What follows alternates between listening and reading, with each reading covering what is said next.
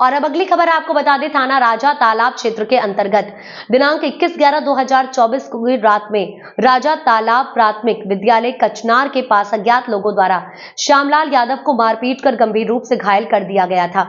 घायल श्यामलाल यादव को BHU trauma centre ले जाया गया, जहां डॉक्टरों ने उन्हें मृत घोषित कर दिया। घटना की सूचना पर पुलिस उपायुक्त और अपर उपायुक्त ने घटना स्थल का निरीक्षण कर जनपदीय एसओजी व स्थानीय पुलिस की टीम गठित कर सर्विलांस सेल की मदद से घटना के सफल अनावरण हेतु सहायक पुलिस आयुक्त राजा तालाब को निर्देशित किया।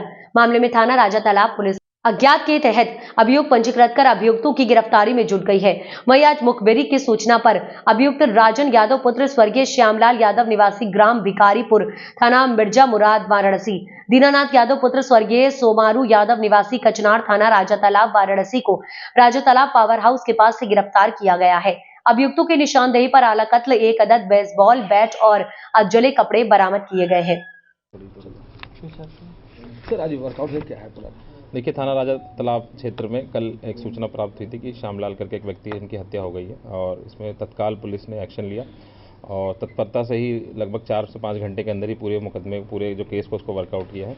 इसमें मुख्यतः जो इनके 2 बेटे हैं, एक पहली पत्नी से और दूसरी पत्नी से, उनका ही रोल बाद में निकल के आया। वहाँ पे कैमरा भी पाया गया जिसमें इन दोनों का आने जाने का और गतिविधि पूरी दिखाई भी दी है। और ये जब इन लोगों से डिटेल पूछताछ करी तो पता चला है इनके पिताजी के किसी अन्य महिला से संबंध था और ये प्रॉपर्टी कोई उसको बेचने वाले थे, जिससे इनके घर में लगातार लड़ाई झगड़ा और चर्चा चलती रहती थी। तो ये कल अपने पिताजी को समझा रहे थे, उसी बीच में इनकी गाली गलौज हुई, आपस में बहस हुई और जो इनकी पहली पत्नी से वाइफ है राजन यादव, उसने उनको बेसबॉल से मारा और जो दूसरी पत्नी से बेटा है दीनानाथ यादव, वो भी वहीं पर मौके पे था। तो इन दोनों लोगों को हम पुलिस ने पकड़ा है, इन्होंने पूछताछ की गई है और इन्होंने पूरा जुर्म को कबूला है।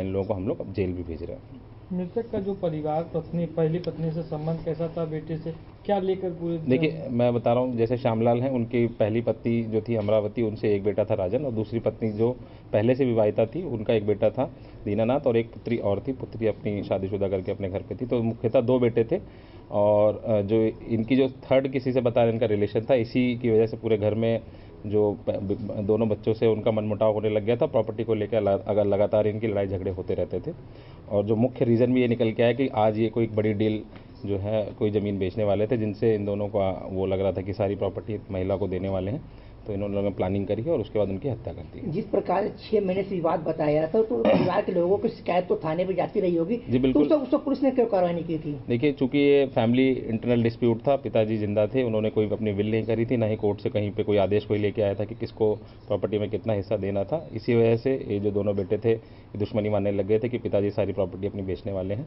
और तीसरी जो महिला है उनको देने वाले हैं। जो मुख्यतः रीज़न यही है इनका जो मर्डर का।